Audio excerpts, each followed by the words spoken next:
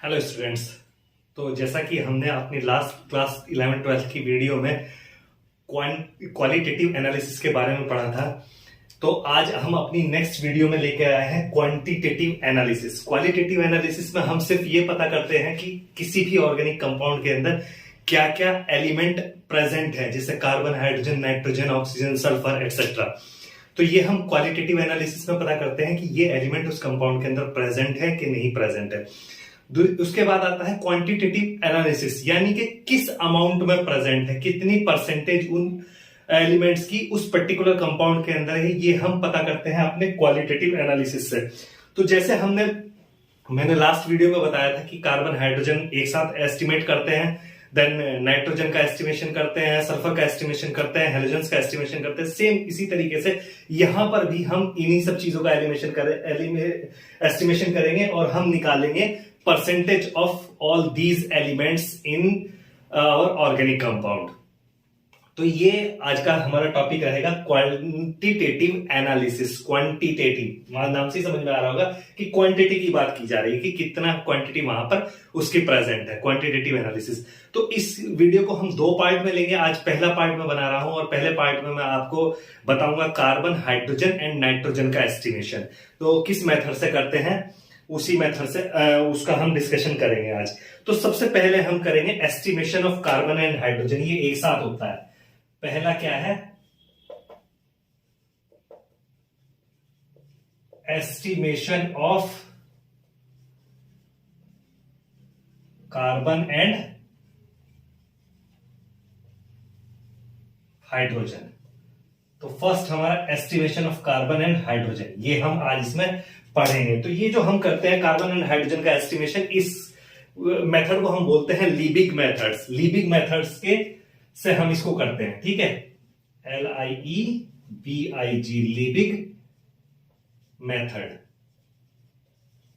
इसको हम क्या बोलते हैं, लीबिग मेथड भी बोलते हैं, ठीक है। लीबिग मेथड से हम इसको एस्टिमेट करते हैं। तो अब क्या करते हैं, इसमें हम जो हमारा ऑर्गेनिक कंपाउंड होता है उसकी रिएक्शन हम कराते हैं कॉपर ऑक्साइड के साथ में, इन प्रेजेंस ऑफ एयर या ऑक्सीजन, जो भी हमारे प्रेजेंस है उसकी कॉपर ऑक्साइड के साथ में हम रिएक्शन कराएंगे। तो जो कार्बन और हाइड्रोजन प्रेजेंट है ऑर्गेनिक कंपाउंड के अंदर, जैसा कि मैंने क्वालिटेटिव एनालिसिस में भी बताया था कि वो कॉपर ऑक्साइड से रिएक्शन करके क्या बनाती है, कार्बन डाइऑक्साइड और वाटर मॉलिक्यूल बनाती है। तो यहां पर भी वैसे ही होगा कि कॉपर ऑक्साइड के साथ जब हम इसकी रिएक्शन कराएंगे, जो कार्बन एंड हाइड्रोजन प्रेजेंट है हमारे कॉपर ऑक्साइड के साथ में रिएक्शन करेंगे, कार्बन प्लस 2CuO, तो क्या बनेगा, कॉपर के 2 एटम निकलेंगे प्लस CO2 कार्बन डाइऑक्साइड निकलेगी, ठीक है। और उसके अलावा जब हाइड्रोजन जो प्रेजेंट है वो रिएक्ट करेगा तो वाटर का molecule in presence of air की प्रेजेंस में होगा या नीट ऑक्सीजन की प्रेजेंस में होगा, ठीक है। तो कॉपर प्लस वाटर, और ये रिएक्शन हीट करने पर, जब इनके साथ हीट किया जा रहा है तब ये रिएक्शन हो रही है, ठीक है। इस चीज को ध्यान रखेंगे। तो यहां पर हमारा एक तो क्या निकल रहा है, कार्बन डाइऑक्साइड और एक वाटर वेपर्स, ये वेपर्स निकलेगी और ये तो गैस ही होती है, ठीक है। तो ये जब निकलेगी तो इनको हम क्या करेंगे, एक इसका इंस्ट्रूमेंट होता है, मैं वो ये इरेज कर दे रहा हूं और एक पिक्चर बना दे रहा हूं, ठीक है। उस पिक्चर को अच्छे से समझिएगा जो मैं पिक्चर बना रहा हूं, ठीक है। तो हमारी एक ट्यूब रहेगी,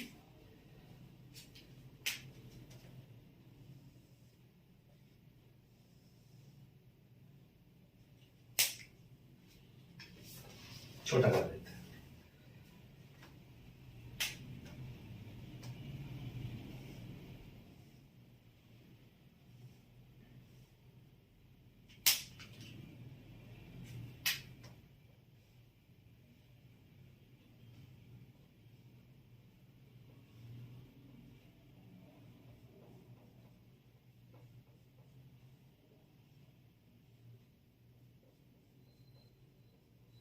ये दोनों एंड पे क्लोज्ड है, इसके अंदर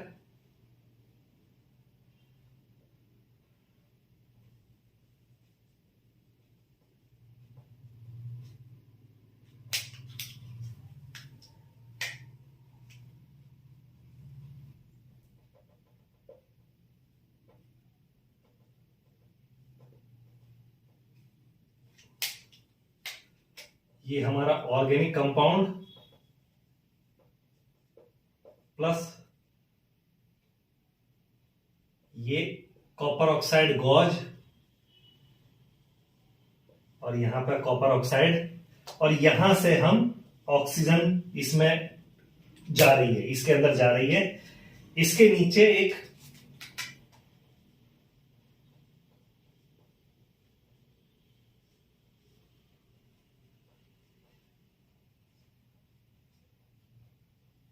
ये बर्नर लगा है, इसको यहां पे हम हीट करते हैं। उसके बाद क्या होता है कि यहां पर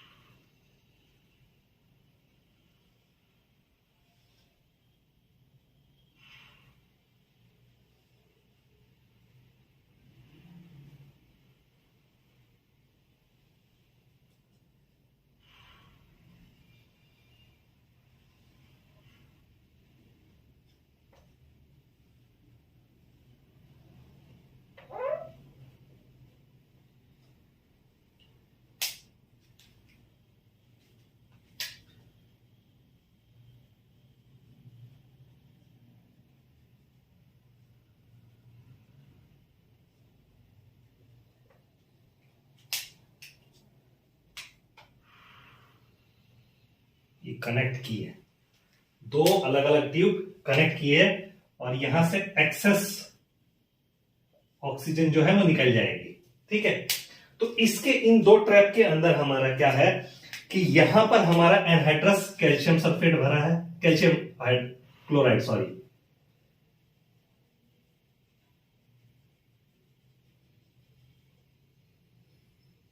यहां पर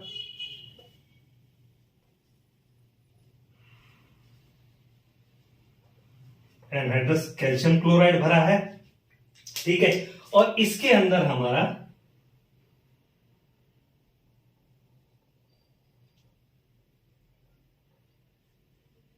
ये KOH सॉल्यूशन है, एक्वस सॉल्यूशन, ये KOH सॉल्यूशन है, aqueous solution.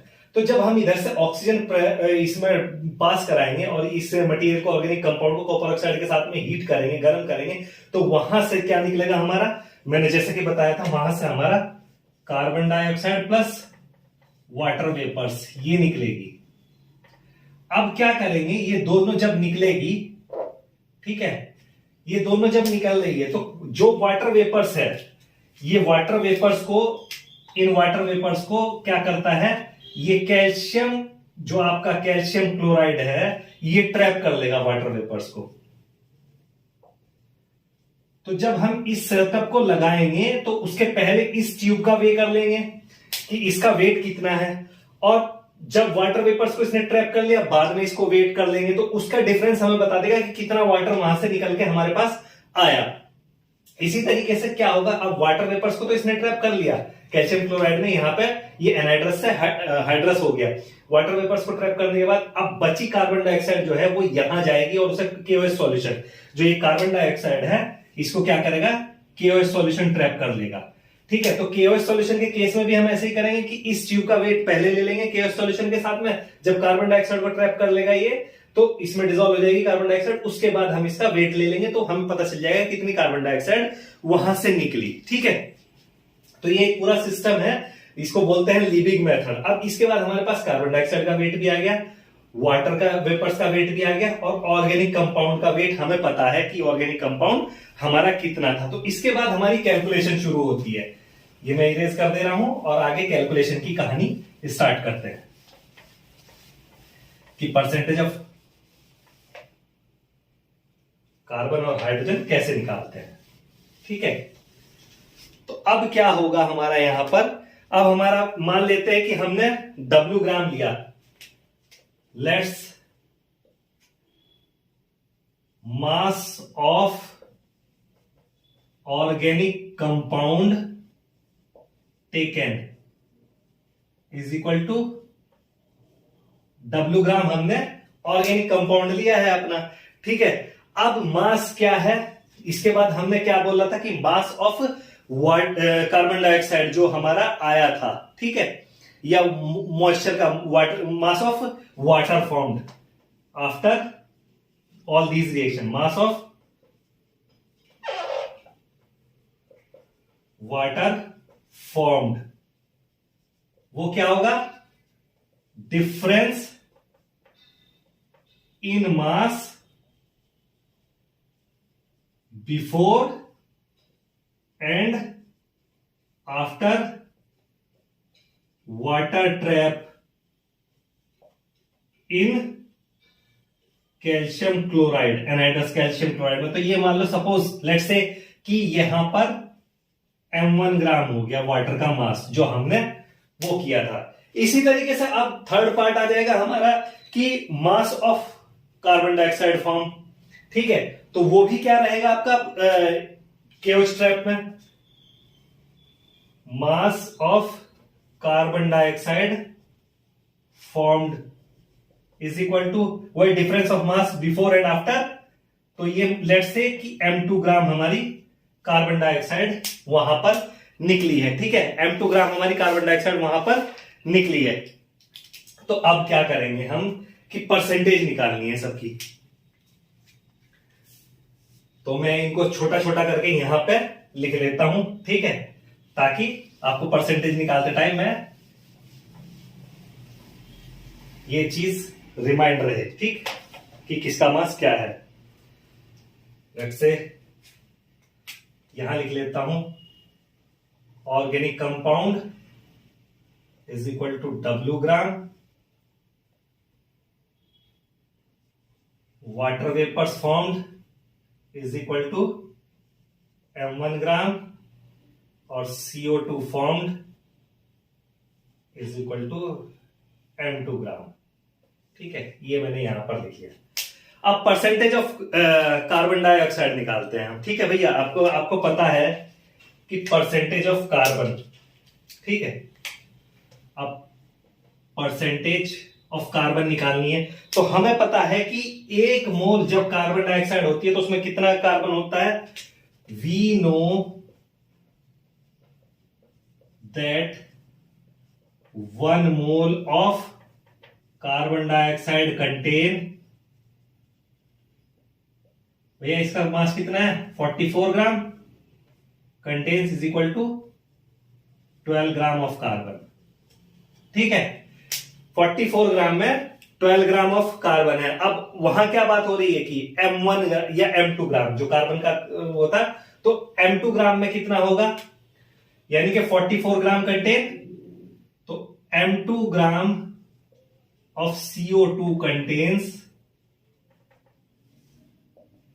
is equal to कितना हो जाएगा? 12/44 इंटू m2 ग्राम, सॉरी, इतने ग्राम कार्बन डाइऑक्साइड, ठीक है। तो इसमें कार्बन की क्वांटिटी हमें पता चल जाएगी कि कितनी कार्बन की क्वांटिटी। अब परसेंटेज ऑफ कार्बन कैसे निकलेगी? Percentage of carbon in organic compound.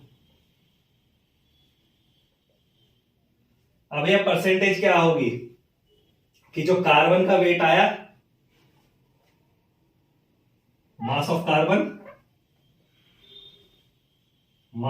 Carbon divided by mass of organic compound into 100। 100 में कितना? वही तो है, इतने में इतना, तो 100 में कितना, यही तो निकालना है। तो percentage of carbon is equal to कितना हो गया? अब ये मास ऑफ कार्बन कितना है? इसे ये है 12/44, ठीक है, into m2 into 100 upon organic compound का मास कितना लिया हमने? W। तो ये ओवरऑल मिला के हमारा फॉर्मूला बन गया, हमें परसेंटेज ऑफ कार्बन इससे मिल जाएगी, ठीक है। तो इस तरीके से हम परसेंटेज ऑफ कार्बन निकाल लेते हैं। अब सेम कहानी यहां पे होती है कार्बन डाइऑक्साइड के अलावा। ये कार्बन के बारे में हो गया। हाइड्रोजन की परसेंटेज निकालने के लिए सेम स्टोरी होगी। वहां पर क्या होगा, मैं थोड़ा सा इरेज कर देता हूं और फिर उसको स्टार्ट करते हैं, जो रेस्ट स्टोरी है। सिमिलर सेम मेथड से अब हम क्या करेंगे, 1 mole of water 18 gram, contains कितना हाइड्रोजन है भाई 18 ग्राम में 2 ग्राम। ठीक है, तो अब यहां से हम निकाल लेंगे। देन अब हमारा क्या है M1 ग्राम जो निकला था। सो M1 gram of water contains hydrogen. कितना हो जाएगा भाई 2/18 इंटू M1, इतना आ जाएगा। तो परसेंटेज ऑफ हाइड्रोजन कितना हो जाएगा, percentage of hydrogen in organic compound is equal to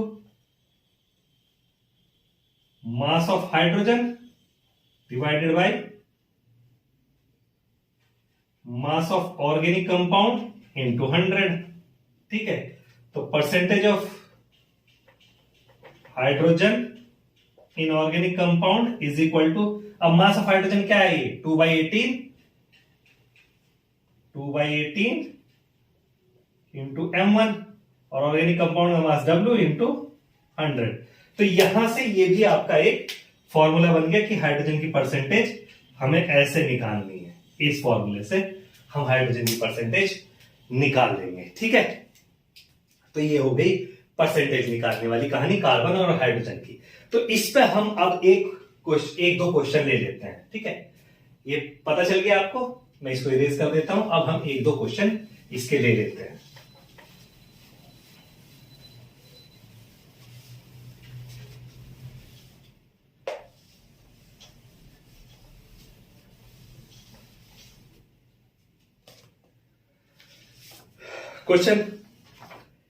question क्या है कि on complete combustion of 0.246 gram of N organic compound. तो ऑर्गेनिक कंपाउंड कितना दिया हुआ है क्वेश्चन, ऑर्गेनिक कंपाउंड की इसका सॉल्यूशन ही करते हैं direct. Mass of organic compound 0.246 gram ये दिया है ऑर्गेनिक कंपाउंड का mass. On complete combustion gives 0.198 gram of carbon dioxide. तो mass of carbon dioxide 0.198 gram. ठीक है, कार्बन डाइऑक्साइड। ठीक, and 0.1014 gram of water, mass of water 0.1014 gram, इतना इसने वाटर दिया है। तो वो कह रहा है calculate the percentage of carbon and hydrogen in the compound. ठीक है, तो अब परसेंटेज ऑफ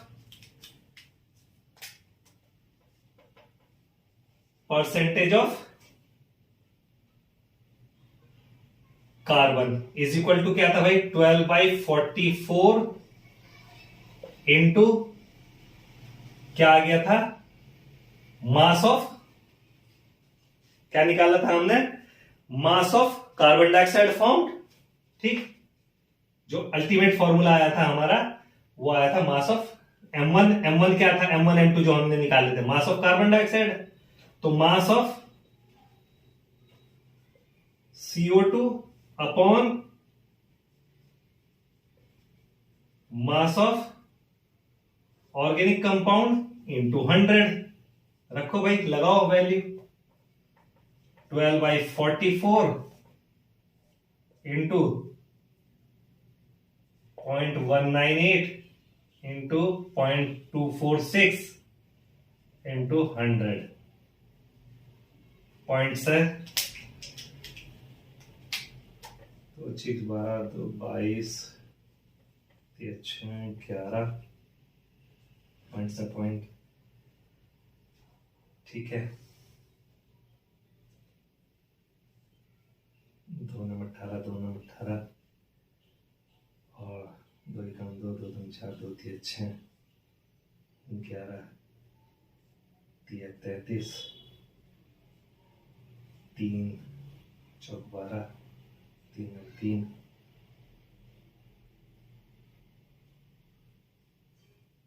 41। तो हो गया टोटल 300/41। अब इसको मल्टीप्लाई कर लीजिए 300/41।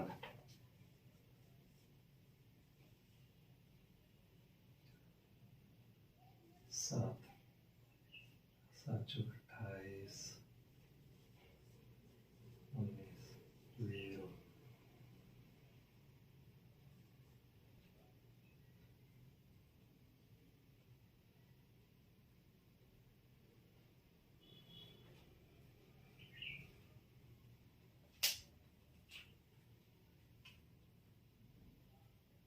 सॉरी, 1199, तो 900 आएगा। तो समथिंग आप कैलकुलेट करके निकाल लीजिएगा, ठीक है। आप कैलकुलेट करके निकाल लीजिए 900/41 आएगा। तो परसेंटेज आपकी आ जाएगी इसमें निकालने के बाद, कैलकुलेशन करने के बाद। सेम इसी तरीके से percentage of hydrogen 2/18 into mass of hydrogen 0.1014 upon 0.2460 into 100।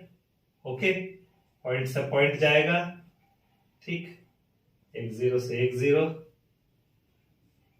9 तो टोटल आपका आ जाएगा यहां पर 1014/0 इंटू 246। कैलकुलेट करके आप आंसर निकालिएगा कितना आएगा, ठीक है। अप्रोक्स 8-9% के आसपास आ जाएगा, ठीक। तो ये एक आपका क्वेश्चन हो गया ऐसे।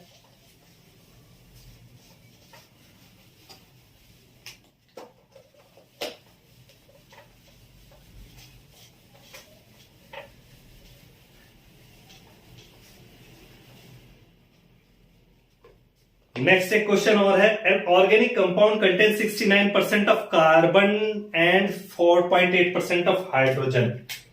क्वेश्चन है 69% of carbon and 4.8% of hydrogen ये है इसके अंदर। The remaining amount is oxygen. Calculate the mass of carbon dioxide and water produced. Simple अपना फॉर्मूला में लगाइए, परसेंटेज दी हुई है। फॉर्मूला क्या है? फॉर्मूला परसेंटेज ऑफ, सॉल्यूशन के लिए percentage of carbon dioxide is equal to 12/44 into mass of carbon dioxide upon mass of organic compound into 100। ये इसने बोला है, और ऑर्गेनिक कंपाउंड की क्वांटिटी उसने दी है 0.20 gram. Mass of organic compound है, mass of organic compound is equal to 0.20 gram. तो ये वैल्यू दी हुई है। कौन कौन सी वैल्यू दी हुई है? ये वैल्यू दी है, ये वैल्यू दी है, और ये वैल्यू। बाकी आपको कुछ करना नहीं है, ये वैल्यू आपको निकालनी है, ये वैल्यू आपको निकालनी है। इसी तरीके से percentage of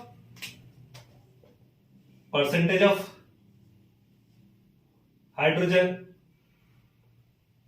percentage of carbon और percentage of hydrogen is equal to 2/18 into mass of water formed upon mass of organic compound into 100। तो आपका यहां पे क्या क्या दिया हुआ है? मास ऑफ ऑर्गेनिक कंपाउंड दिया है और परसेंटेज ऑफ हाइड्रोजन दी है। इसमें वैल्यू में पुट करेंगे और यहां से मास ऑफ वाटर निकल जाएगा, ठीक है। तो कोई डिफिकल्ट नहीं है क्वेश्चन। यार आप क्वेश्चन नोट कीजिए। An organic compound contain 69% of carbon and 4.8% of hydrogen. The remainder is oxygen. Calculate the mass of carbon dioxide and water formed when 0.20 gram of substance is subjected to complete combustion। ये question है, ठीक है। तो आप इसको calculate कर लीजिएगा, निकाल लीजिएगा।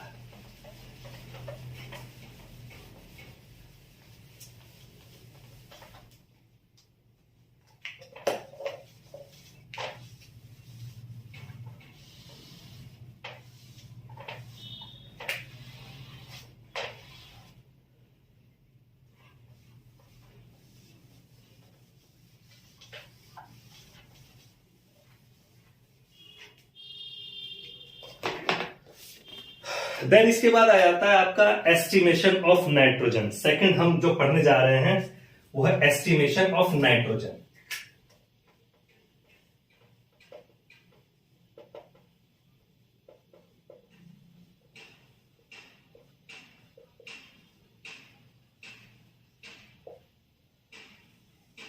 नाइट्रोजन, तो एस्टिमेशन ऑफ नाइट्रोजन जो है ये भी आपका एक मेथड से नहीं होता, ये दो मेथड से होता है। First Dumas method and second Kjeldahl method.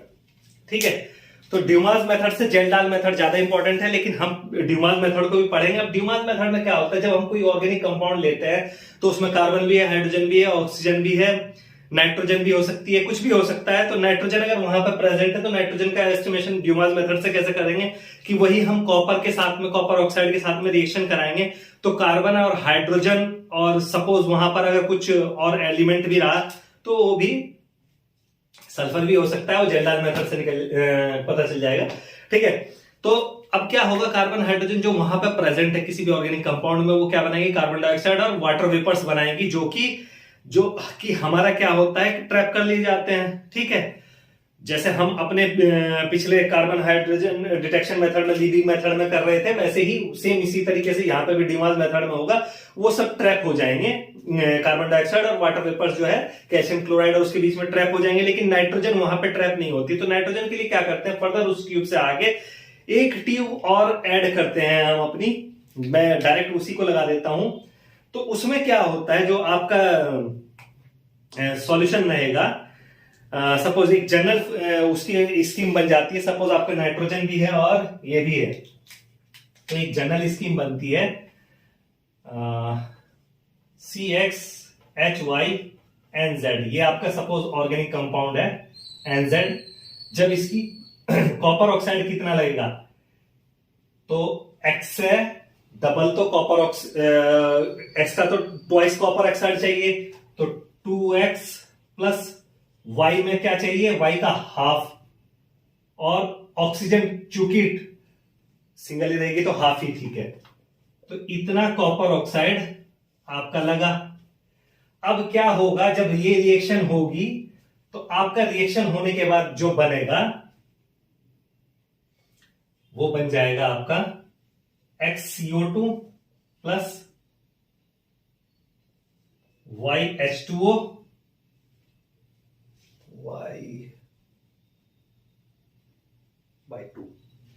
Y/2H2O plus nitrogen जो निकलेगी आपकी Z/2, क्योंकि Z फॉर्म में लिया है तो Z/2 NZ है ना, तो Z/2 जितने भी होंगे उतनी नाइट्रोजन आपकी निकल जाएगी।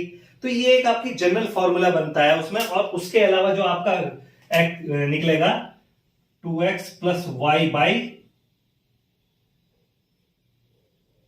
कॉपर निकल जाएगा, ये निकल जाएगा। तो ये जनरल फॉर्मूला बन जाता है, तो वो निकलता है। अब ये जो नाइट्रोजन निकलती है, इस नाइट्रोजन को हम कलेक्ट करते हैं एक ट्यूब के अंदर। ठीक है, उस ट्यूब में क्या होता है, मरकरी, इस नाइट्रोजन को जो निकलती है, इस नाइट्रोजन को हम एक ट्यूब के अंदर कलेक्ट करते हैं। वो ट्यूब में क्या होता है, वो ट्यूब अपने पूरे सिस्टम से एक साइड में कनेक्टेड रहती है। मैं यहां पे बना देता हूं, इस तरह की ब्लॉक ट्यूब रहेगी।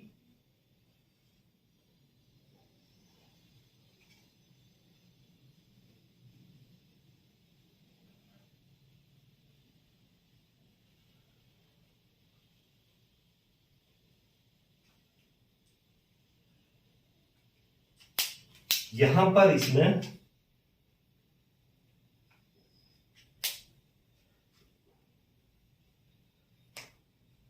जो है, यहां पर मरकरी भरा रहेगा। ठीक है, और ये ग्रेजुएटेड ट्यूब होगी, इस पर मार्क्स लगे होंगे, ऐसे ग्रेजुएटेड ट्यूब होगी। ठीक है, तो इसमें यहां पर मरकरी भरा रहेगा और मरकरी के ऊपर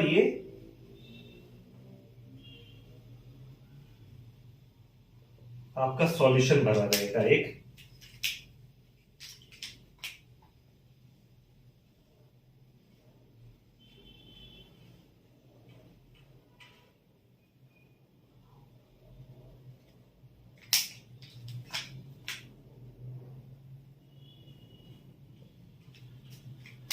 ठीक है,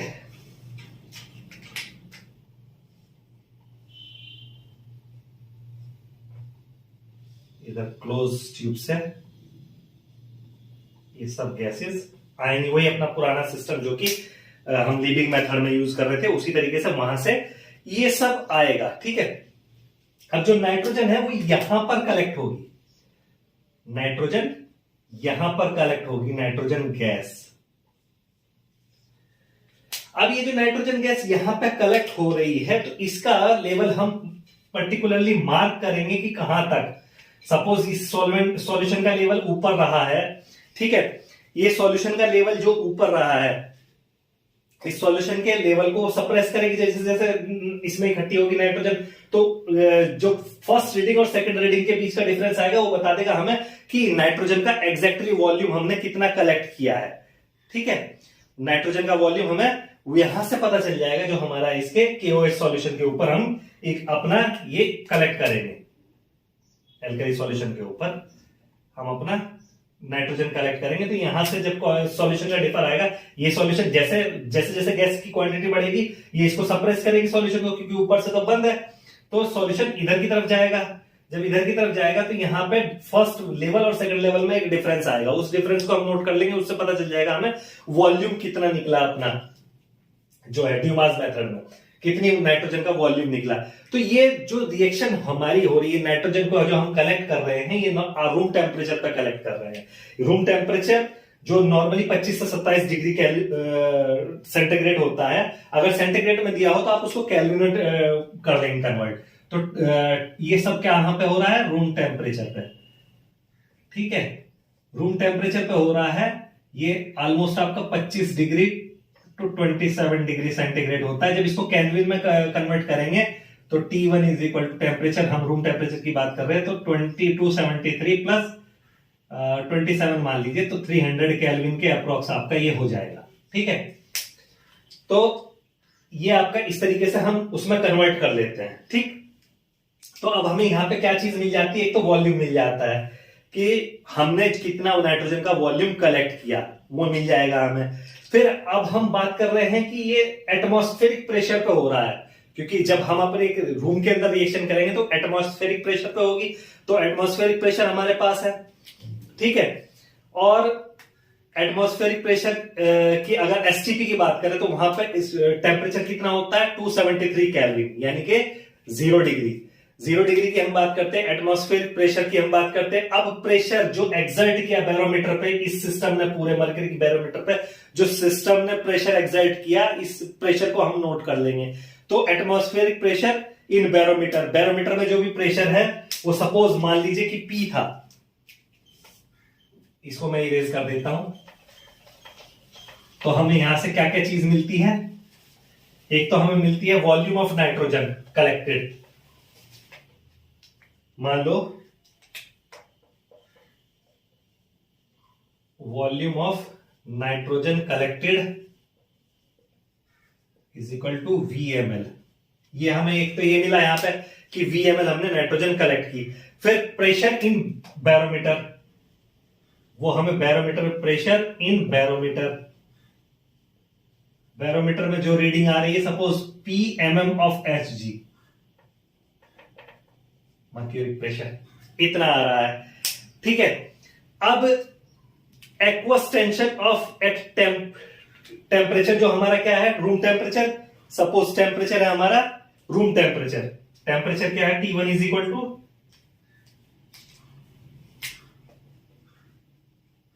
temperature T1 is equal to T1 kelvin, ये मान लेते हैं temperature T1 kelvin.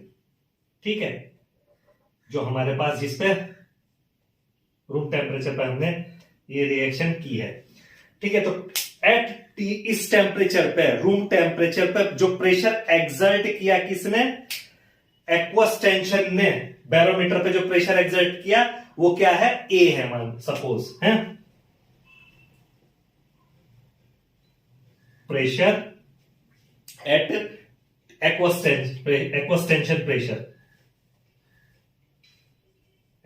Tension pressure जो हुआ at T1 kelvin is equal to A. तो नाइट्रोजन गैस का प्रेशर कितना हो जाएगा, वो हो जाएगा नाइट्रोजन गैस का pressure of nitrogen, total pressure में से इसको घटा दो, प्रेशर ऑफ नाइट्रोजन गैस, ठीक है। ये क्या हो जाएगा, P माइनस ए एच, तो P minus A mm of Hg, ठीक है। ये आपके पास आ गया। और STP पे तो अब हम कैलकुलेट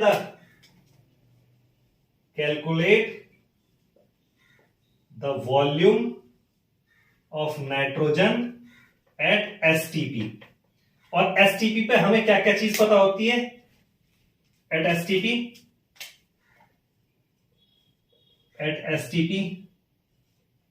V2 हमें निकालना है,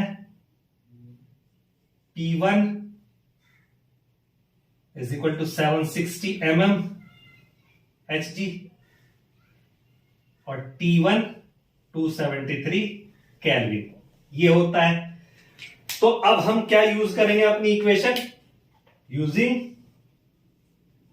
PV is equal to nRT, ये इक्वेशन यूज करेंगे और वहां से कैलकुलेट करेंगे P1 V1 जो हमारे पास है। अब हम इसको लिख लेते हैं,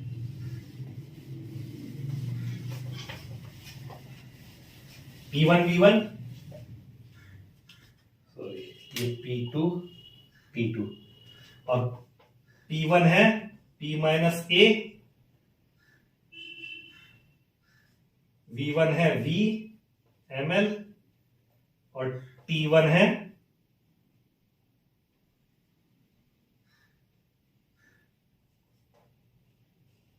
T1 केल्विन। तो P1 V1 upon T1 is equal to nr, constant cut जाएगा, P2 V2 अपॉन T2। तो यहां से V2 हमें निकालना है, V2 is equal to P1 V1 T2 upon T1। अब यहां पे अगर हम वैल्यूज लगाएंगे सब तो क्या हो जाएगा, V2 P1 हो गया P minus A, V1 is equal to V into T2 हो गया अपना 273 अपॉन T1 और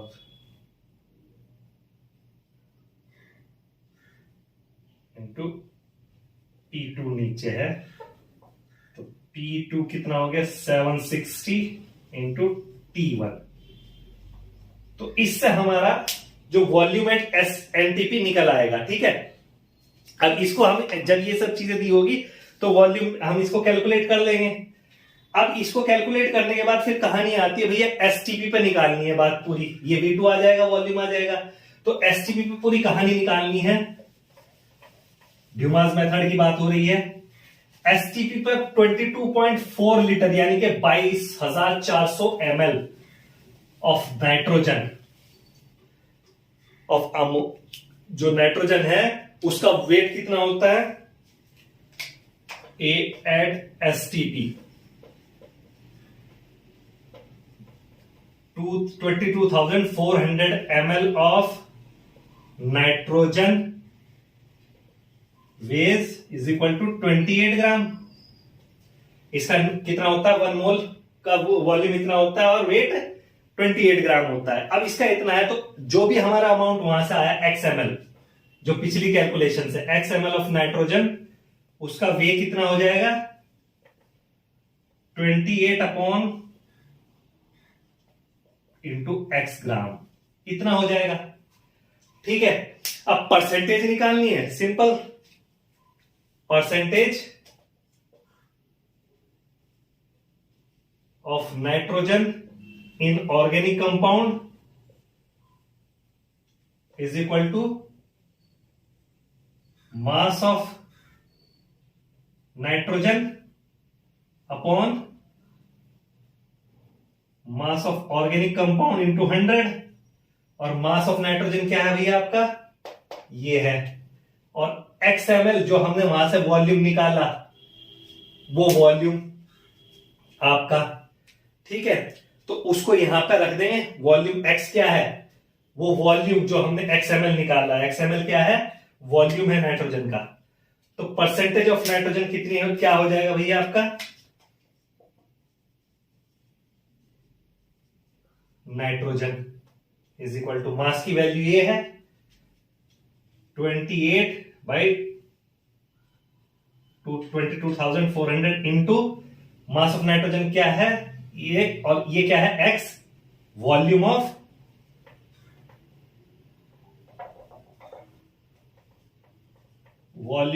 नाइट्रोजन एट STP अपॉन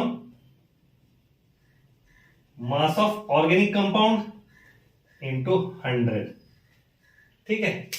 तो इस तरीके से ये आपका परसेंटेज ऑफ नाइट्रोजन का ड्यूमास मेथड से फॉर्मूला बन जाता है।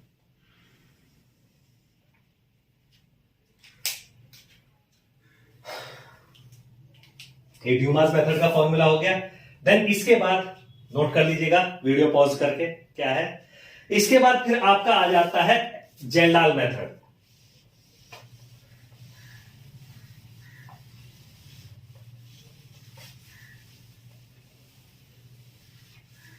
Estimation of nitrogen by Kjeldahl method. अब जेल्डाल मेथड में क्या होता है,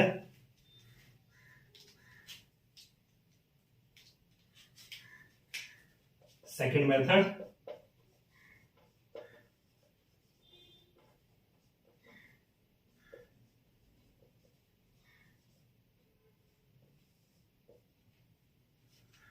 Kjeldahl method, KJELDAHL, Kjeldahl's method.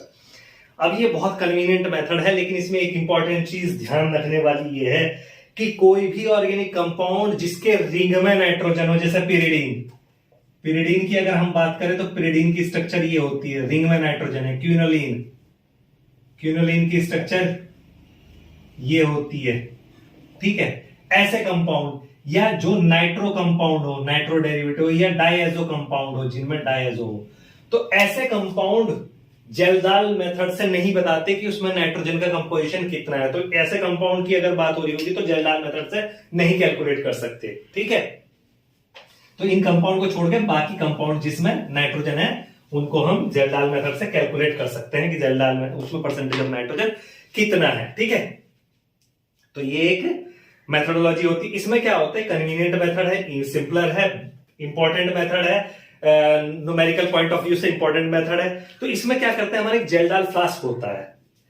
जेल्डाल flask के अंदर हम क्या करेंगे, कंसंट्रेटेड H2SO4 और ऑर्गेनिक कंपाउंड का मिक्सचर ले लेंगे और उसे गर्म करेंगे और उसे एक ग्लास स्टॉपर से बंद करके गर्म करेंगे, और ग्लास स्टॉपर जो है वो लूज रहेगा। तो जब सल्फ्यूरिक एसिड से, ये हमारा जेल्डाल मेथड के लिए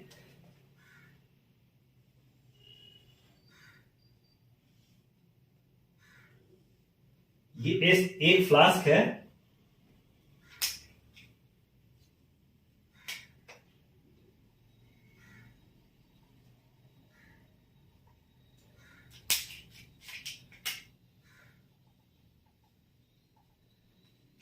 ठीक है, और ये एक लूज ग्लास स्टॉपर से हमने बंद कर दिया, ठीक है, लूज स्टॉपर से, और इसको हमने नीचे से हीट किया है।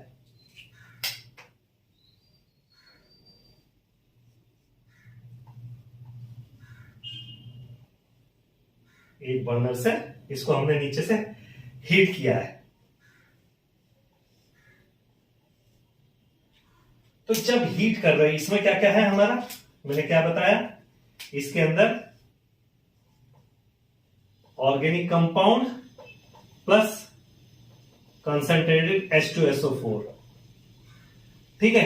तो ऑर्गेनिक कंपाउंड में हमारे क्या क्या होते हैं, ऑर्गेनिक कंपाउंड में हमारे कार्बन, हाइड्रोजन, नाइट्रोजन, ऑक्सीजन, कुछ भी हो सकता है। तो जो आपका सल्फर, ठीक है, कुछ भी हो सकता है। तो जो ये आपके एलिमेंट है नाइट्रोजन को छोड़ के, नाइट्रोजन को छोड़ के जो बाकी आपके एलिमेंट है वो गैस बना देते हैं, ठीक है, जब H2SO4 के साथ रिएक्ट करते हैं, जैसे कार्बन, हाइड्रोजन और सल्फर। ये जब कंसंट्रेटेड H2SO4 के साथ हीट किया जाएगा इसको, तो carbon dioxide plus water vapours plus sulphur dioxide, ये वेपर्स हैं। अब मैंने क्या बताया था कि ये जो है लूज है, लूज कैप। तो जितनी भी गैस बनती हैं वो गैसेस क्या है, सब वेपर्स भी सब इससे निकल जाती है बाहर। लेकिन जब नाइट्रोजन रिएक्शन करता है इसके साथ में, तो नाइट्रोजन जो है, जो नाइट्रोजन है आपका कंपाउंड का, वो नाइट्रोजन जब कंसंट्रेटेड H2SO4 से रिएक्ट करता है हीट करने पे, तो वो बनाता है अमोनियम सल्फेट, जो कि सॉल्युबल है H2SO4 में और वो वहीं पे रहता है, ठीक है। तो ये सॉलिड मटेरियल होता है और सॉल्युबल होता है H2SO4 के अंदर, तो ये वहीं पे रहता है, ये बाहर नहीं निकलता। अब बाकी सब तो निकल गए एलिमेंट बाहर, अब बचा वहां पे नाइट्रोजन। अब इस नाइट्रोजन को अब हम क्या करेंगे, इसके आगे की स्टोरी स्टार्ट होती है, ये तो कहानी यहां खत्म हो गई। इसके बाद क्या करते हैं हम, इस सॉल्यूशन को पूरा पूरा सॉल्यूशन इसे एक बीकर के अंदर लेंगे, इस बीकर के नहीं, एक और अपनी फ्लास्क के अंदर लेंगे जल्डाल मेथड में। उस फ्लास्क के अंदर हम इसमें क्या कर देंगे, मिक्स ड्रॉप बाय ड्रॉप।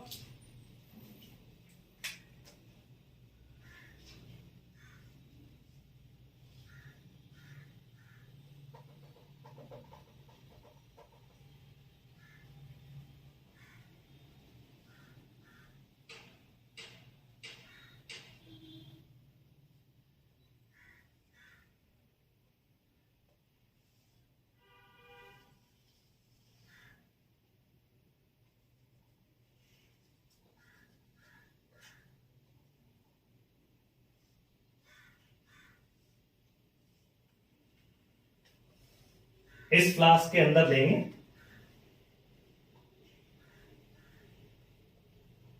ठीक है। इसको एक इसके ऊपर ट्रैप बनाएंगे इसी तरह का,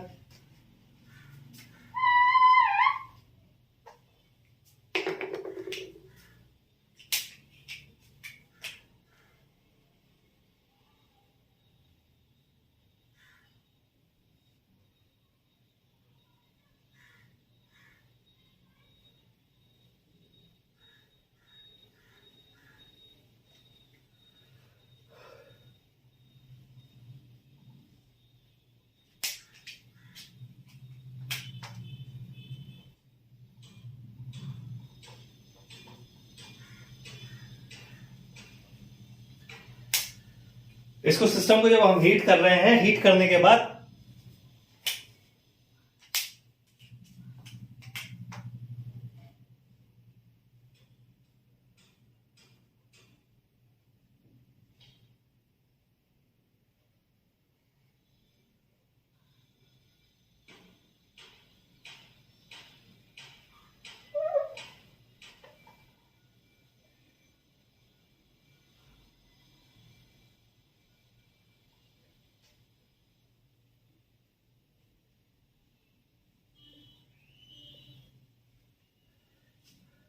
ठीक है,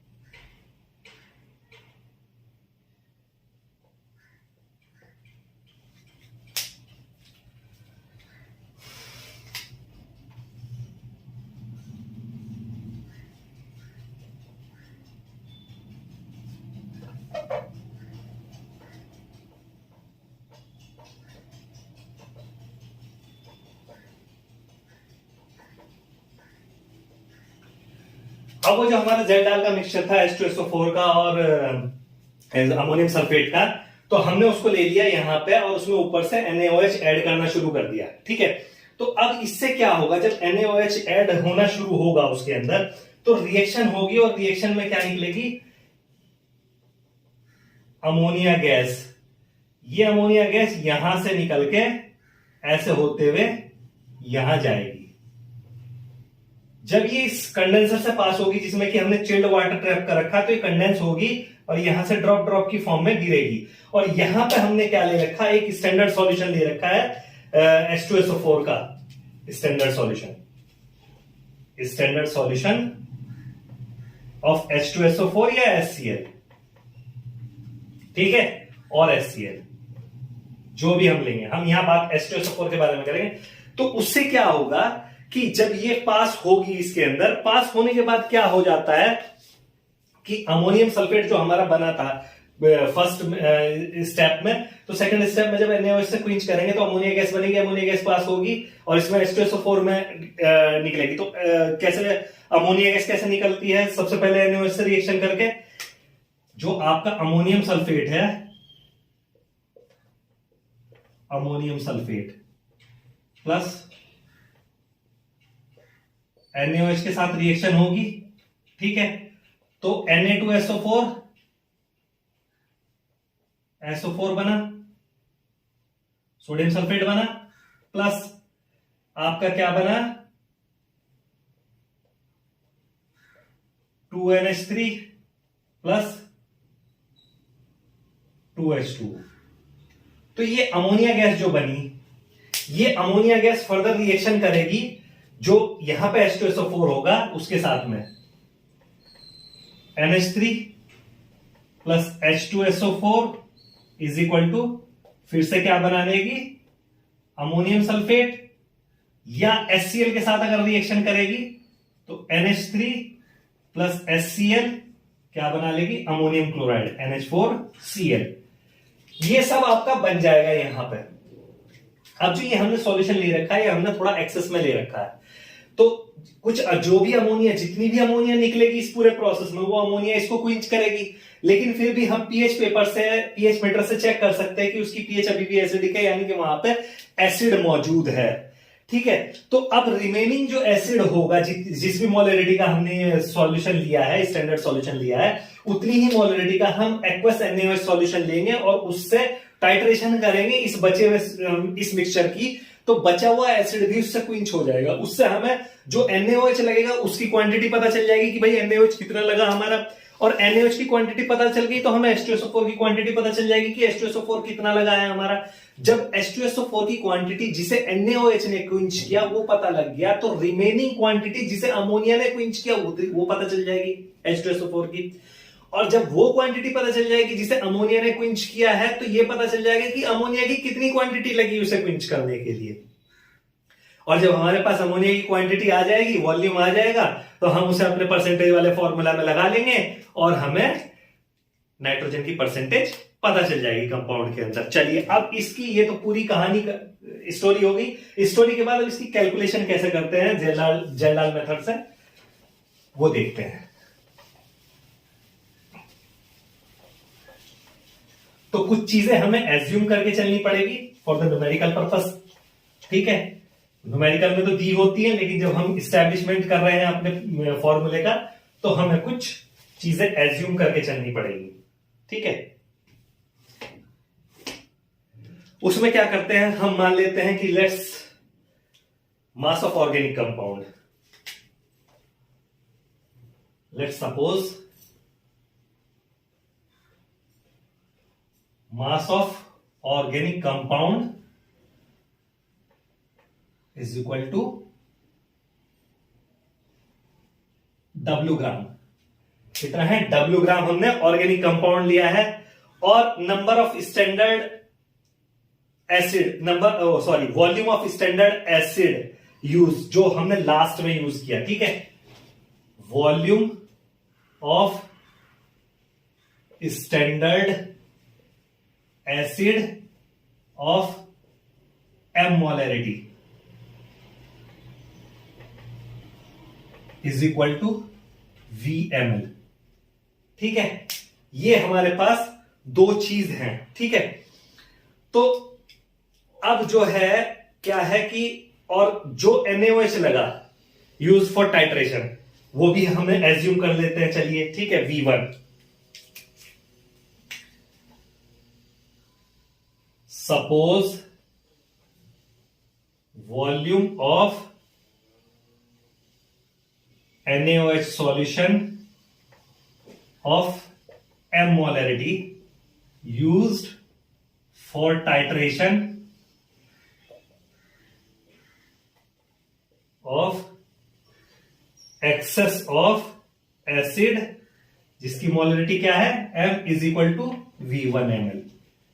ये चीज हमारे पास है, ये चीज हमें पता है कि ये चीज हमारे पास है। तो अब क्या होगा, ये V1 लगा।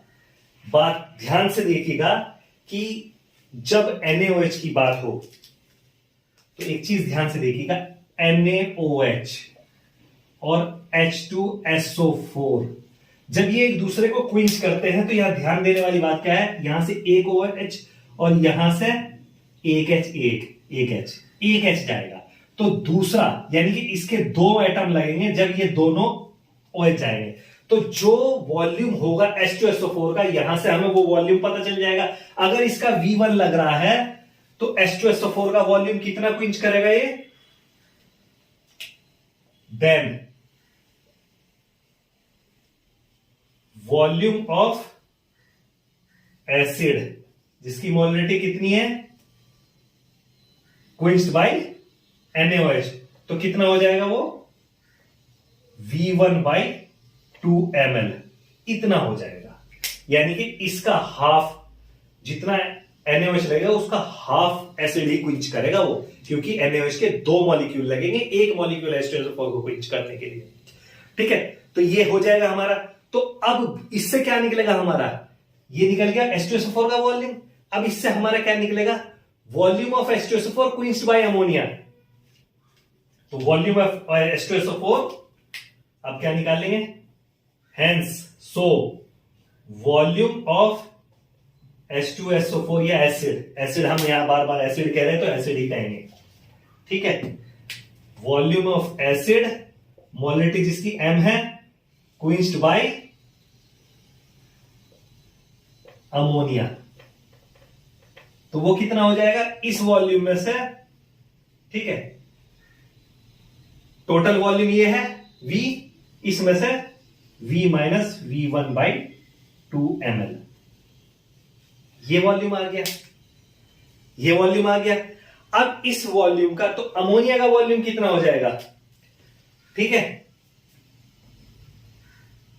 अमोनिया का वॉल्यूम कितना हो जाएगा, अब वो निकाल लो भाई, ये हमारे पास आ गया। So volume of ammonia required. अब अमोनिया और उसके बारे में भी देख लो भैया, अमोनिया और H2SO4।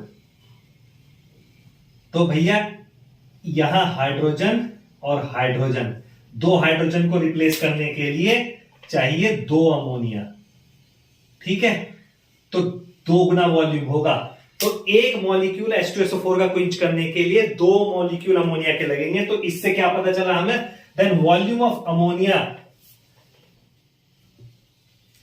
देन इससे क्या पता चला हमें, वॉल्यूम ऑफ अमोनिया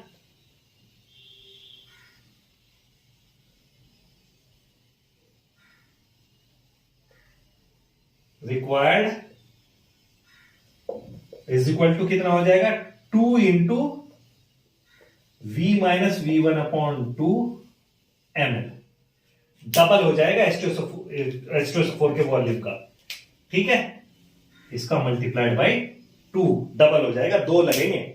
ठीक है, तो ये वॉल्यूम निकल गया अमोनिया का ऑफ मोलरिटी M। अमोनिया की भी यहां मोलरिटी हम क्या मानेंगे, ऑफ मोलरिटी M मोलरिटी का। ठीक है, तो भैया अब ये आ गया। इसके बाद क्या आ जाएगा, अब हमें जो पता है चीज वो वाली आ गई अब story. What we know that 1 liter of ammonia contain at STP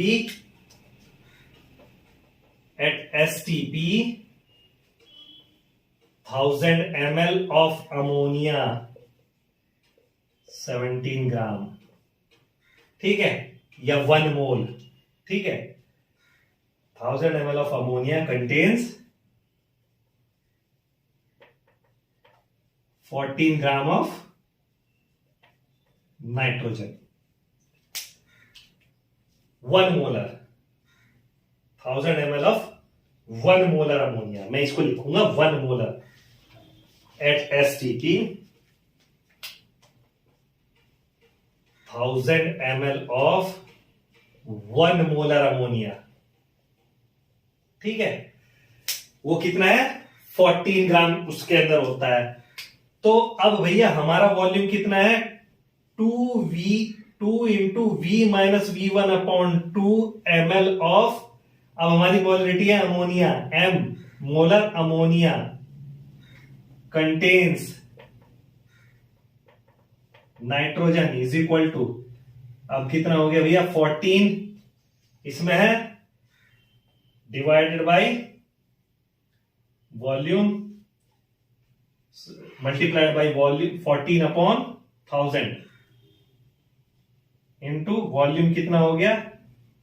2V minus V1 by 2 into molarity भी इससे भी मल्टीप्लाई करेंगे हम, क्योंकि हमारी मोलरिटी, दोबारा लिख देता हूं मैं,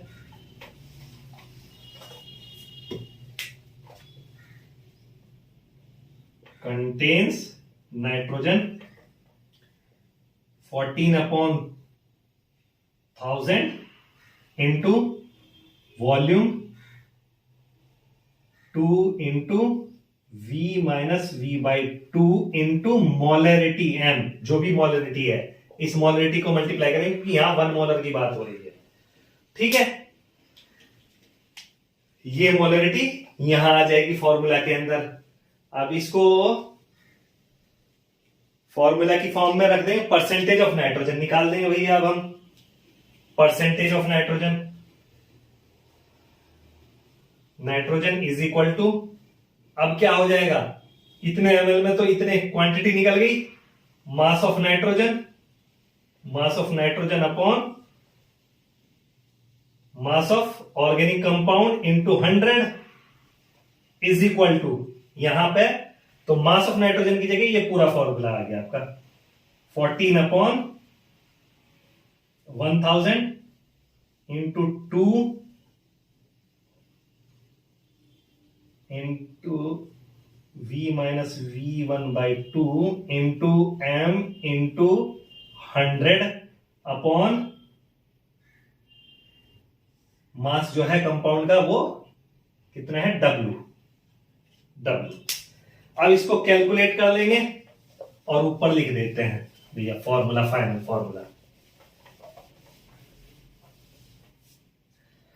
ठीक है। इसको कैलकुलेट कर लो तो 0 कट गई है, ठीक है। ये 1.4 हो जाएगा, ये 0 जाएगी, तो ये हो जाएगा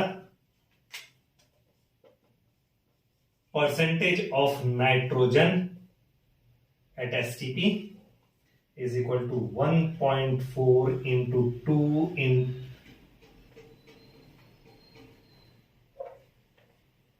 इंटू मोलरिटी को पहले लिख लेते हैं, इंटू 2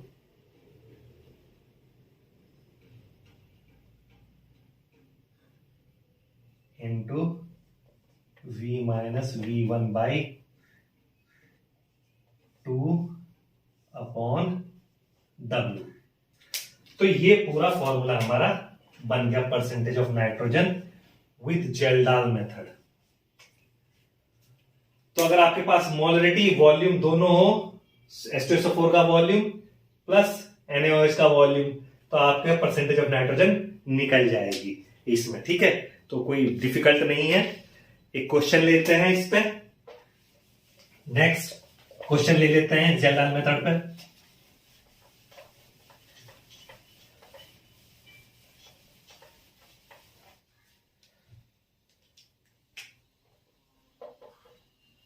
क्वेश्चन वो क्या कह रहा है, a sample of 0.5 gram of organic compound, mass of organic compound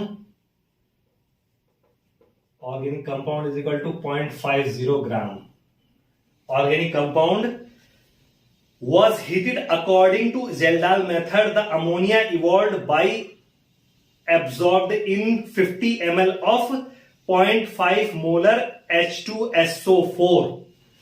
तो 0.5 मोलर H2SO4 में कितना वॉल्यूम है, V is equal to 50 ml. ये वॉल्यूम दिया, ठीक है, उसमें एब्जॉर्ब किया. The residual acid required 60 ml of 0.5 molar NaOH. 0.5 molar NaOH residual acid required 60 ml. यानी कि आपके पास क्या आ गया, V1 is equal to 60 ml. ये आ गया, ठीक है, required NaOH. Solution for neutralisation, find the percentage of composition of nitrogen in compound. तो अब क्या है हमारे पास, ये वैल्यूज दी हुई है. सॉल्यूशन के लिए क्या करेंगे, सॉल्यूशन यहां से स्टार्ट करते हैं, ध्यान से देखिएगा. तो आपका 60 ml NaOH लग रहा है, 0.5 molar NaOH is equal to 60 ml. तो इसको H2SO4 0.5 मोलर H2SO4 निकाल लेंगे, जो इसको क्विंच कर रहा है, जो इसको H2SO4 क्विंच्ड बाय NaOH. तो भैया ये क्या हो गया आपका, ये V1 है, V1 बाई 2. तो कितना हो जाएगा, 60/2. ये 2 ऐसे नहीं निकला भैया, NaOH के लिए H2SO4 हाफ लगेगा, तो ये आ गया आपका 30 ml. तो जब ये 30 ml आ गया H2SO4, और टोटल क्वांटिटी H2SO4 की कितनी है, टोटल क्वांटिटी ऑफ H2SO4 कितनी है, 50 ml. तो H2SO4 quenched by ammonia,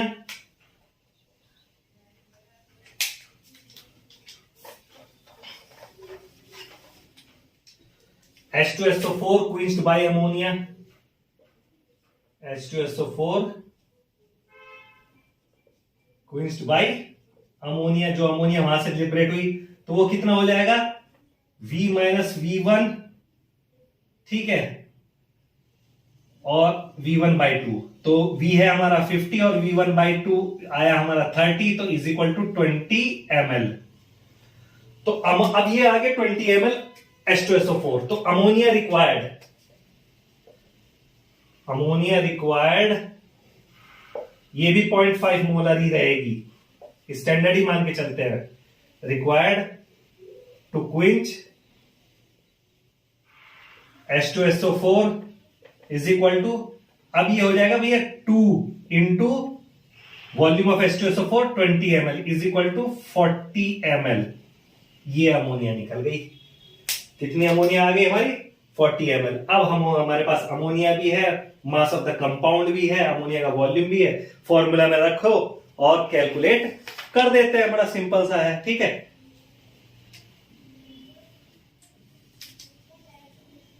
percentage of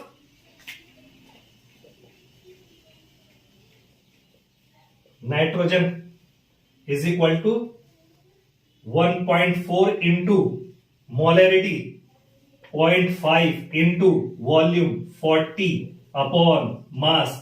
भैया टोटल वॉल्यूम पहले ही निकाल लिया हमने, वहां फॉर्मूला में था V माइनस V1/2, लेकिन वो हमने पहले ही कैलकुलेट कर लिया, 40 ml आ गया. तो V2 इंटू V1 बाई जो था 2 इंटू V माइनस V1/2, उसकी जगह हमने लिख दिया 40 पूरा, ठीक है.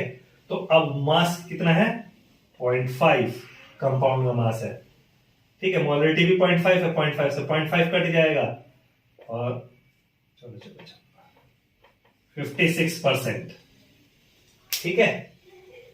तो ये आपका आंसर आ जाएगा 56%, ठीक है.